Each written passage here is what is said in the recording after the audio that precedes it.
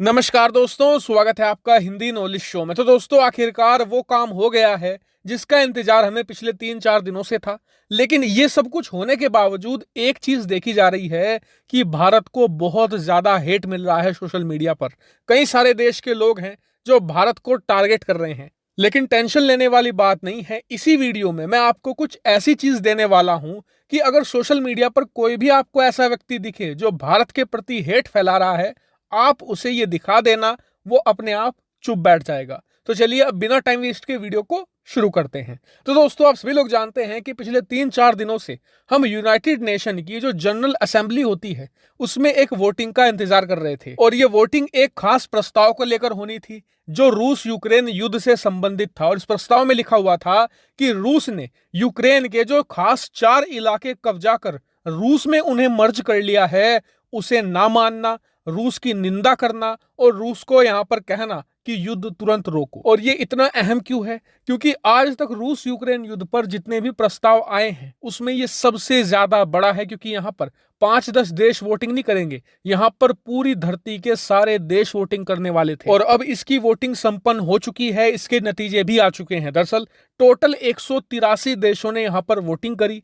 उसमें से 143 देशों ने इस प्रस्ताव का समर्थन कर दिया और यह रिकॉर्ड तोड़ वोट है। हालांकि आप सोच रहे होंगे कि 143 अगेंस्ट पड़े हैं तो कम से कम 40 वोट तो रूस को मिल ही गए। नहीं, ऐसा नहीं हुआ। रूस के फेवर में मात्र 5 वोट पड़े हैं और इन 5 में भी एक खुद रूस का वोट है। इससे आप समझ सकते हैं कि दुनिया इस समय रूस के बारे में क्या सोच रही है। इतना ही नहीं, इसमें 35 ऐसे देश थे जिन्होंने एब्सटेन कर दिया, यानी कि ना इसके पक्ष में ना ही इसके खिलाफ। इसमें से भारत, चीन और पाकिस्तान जैसे देश शामिल हैं। और इसे रूस के लिए एक बहुत बड़ा करारा झटका माना जा रहा है। क्यों? क्योंकि इस प्रस्ताव के पास होने के बाद यह निश्चित हो गया है कि रूस ने यूक्रेन के जिन इलाकों को कब्जा लिया है ना, उसे रूस तो अपना हिस्सा मानता है, लेकिन दुनिया अब भी उसे यूक्रेन का ही हिस्सा मानती है और वो उसे रूस का हिस्सा नहीं मानेंगे। इतना ही नहीं, रूस पर अब और ज्यादा प्रेशर आ चुका है इस युद्ध को खत्म करने का, क्योंकि पूरी दुनिया का जो मूड है इस समय पूरी तरीके से एंटी रशिया हो चुका है। खास करके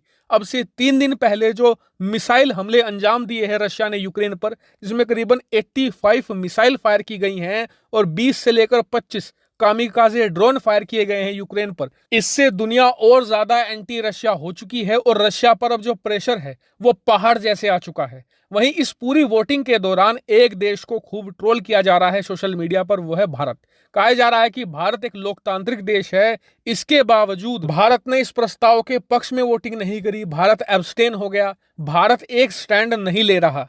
ऐसे में भारत को यहाँ पर खूब ज्यादा आलोचना झेलनी पड़ रही है। लेकिन अगर आपको भी फेसबुक, ट्विटर या किसी और सोशल मीडिया पर कोई भी ऐसा ज्ञान देता मिले कि भारत ने गलत किया है, तो मैं आपको एक खास चीज दिखा रहा हूं, ये आप उसे भेज देना। स्क्रीन पर आप देखिए, अब से कुछ ही दिन पहले यूनाइटेड नेशन की जो ह्यूमन राइट काउंसिल है वहां पर वोटिंग हुई थी। वोटिंग ये कि दुनिया भर में जो रेसिज्म हो रहा है, यानी कि जो यूरोप के अंदर, अमेरिका के अंदर जो रेसिज्म हो रहा है, भेदभाव हो रहा है अफ्रीकी लोगों के साथ, भारतीय लोगों के साथ या फिर पूरे एशिया के लोगों के साथ, इसके खिलाफ हम सभी मिलकर एक कॉमन एक्शन ले और कठोर कदम उठाएं। आप जानकर हैरान रह जाओगे कि जितने भी पश्चिमी देश हैं, यहां तक कि यूक्रेन ने भी इस प्रस्ताव के विरोध में वोट किया है। और ये लोग नहीं चाहते थे कि यह प्रस्ताव किसी भी हालत में पास हो और रेसिज्म के खिलाफ कठोर कदम उठाए जाएं।